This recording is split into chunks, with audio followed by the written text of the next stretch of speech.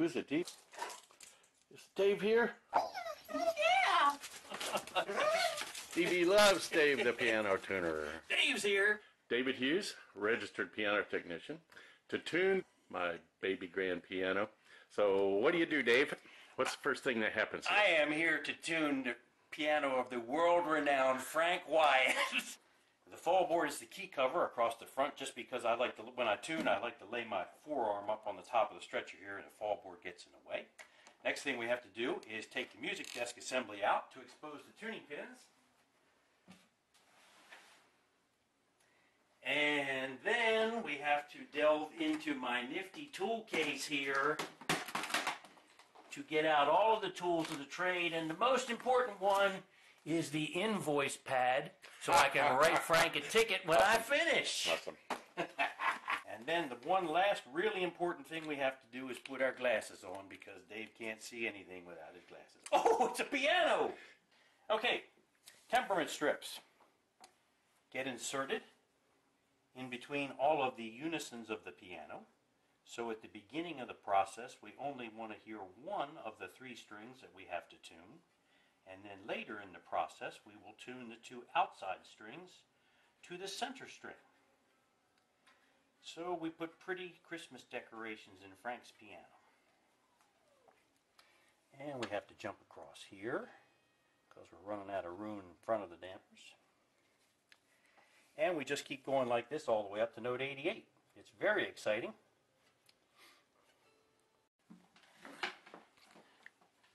We are now seated at the piano and ready to start doing something. This is my little blue box. It is called an electronic tuning device. There are many iterations out there on the market. I really tune the piano by ear. However, I use this device to give me some sample notes in the middle of the keyboard just to get me going.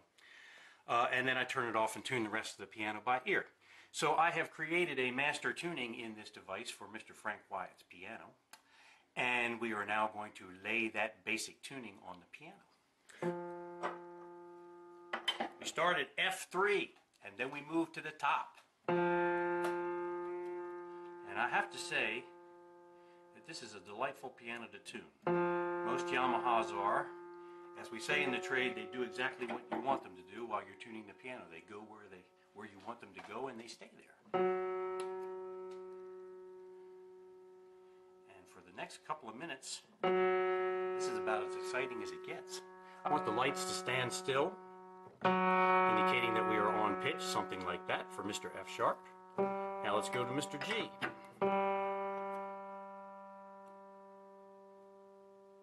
Like about that. And we will tune an octave's worth of notes chromatically right in the middle of the keyboard from F3 to F4. Then we'll turn the machine off and check all of that by ear, and then we will proceed with the rest of the tuning by ear. So Dave, what is tempering the piano? Tempering the piano is establishing exactly the same amount of musical distance or pitch distance between every half step on the piano. Let's listen as we ascend. We're going to play some major thirds here in what is called the temperament octave. We're going to play ascending major thirds.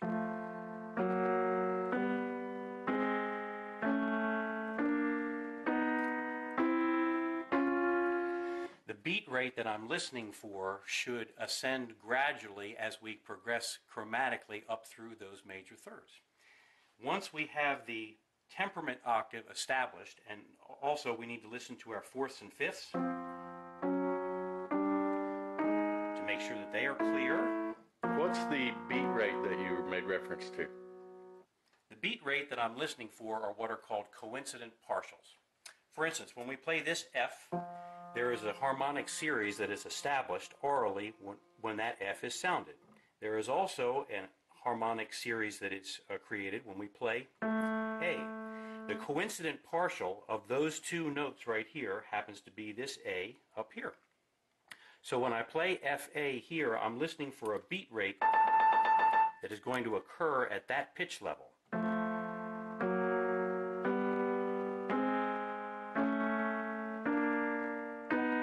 So what I'm listening for as I play these notes chromatically together is, and the beat rate at which that is occurring should progress gradually as we ascend, or as we descend, it should decrease.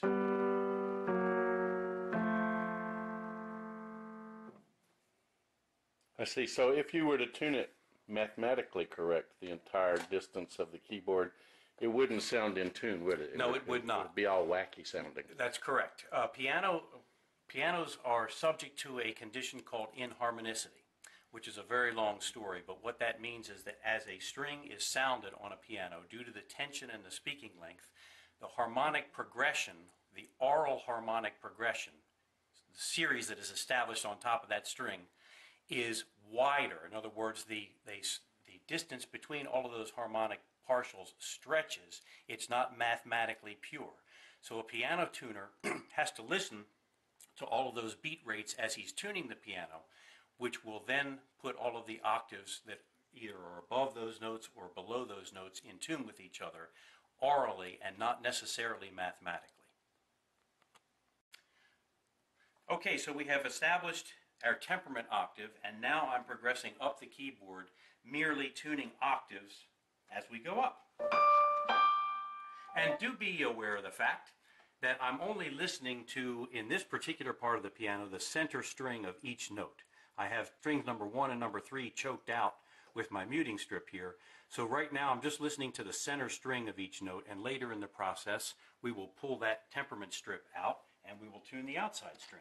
Alrighty, now I have tuned the center string of every note from, let's see, from that D natural all the way up to key number 88. We'll come back and pull the unisons in just a minute, but now we're going to go down into the bass. Down in the bass we only have 2 strings per unison. And let's tune a note while you're here. Tune a G. What I'm listening for here is the purity of the fourths and the fifths within this octave, within that G octave. And I'm satisfied with where I have the right hand string set at this point. So now let's tune the left hand string to it. I'll intentionally knock it out of tune so you can hear what that sounds like. Very flat. A little sharp.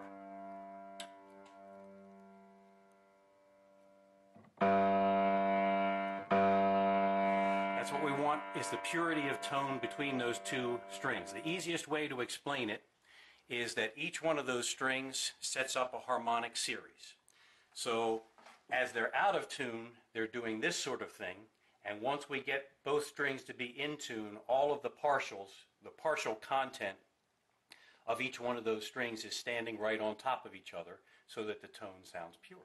So back to the mathematics of it, when you're doing that, you are trying to be mathematically correct. When you're tuning unisons, you're trying to be mathematically correct. That is, on a piano, you have some strings, some notes which are supported by 1 string only. Most of the bass section has 2 strings per note, and the top end of the piano has 3 strings per note. As we're tuning the unisons, that is getting all 3 of those strings, for instance, for a 3-string unison to sound perfectly in tune, we do mathematically want to have the upper partial content of those strings being exactly locked into each other. That'll give the purest sound for each note on the piano. Now we are into the process of clearing out the unisons, as we say in the trade, from the middle of the keyboard all the way to the top. So now we're into the 3-string section, and as I go along I just pull my mute out so I can hear the string that I want to. So what note are we on? G. Let's listen to G. Alright, so now number 1 and number 2 are in tune with each other. Let's pull the strip out. We're going to choke out number 1, so now all we're hearing is number 2 and number 3, just for isolation purposes.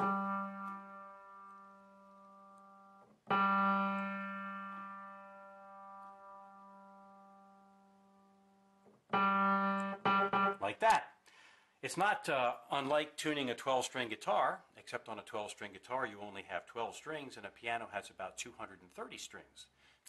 Okay, so hopefully I have finished the process now, tuned all the unisons up to note 88 and of course all the way down to note number 1. And the last thing a piano tuner does is just go through and listen carefully, note by note, to make sure nothing is moved during the process. Something like this.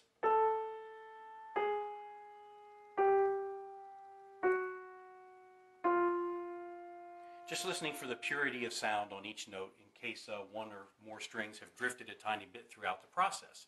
Typically, a piano ought to be tuned every 6 months.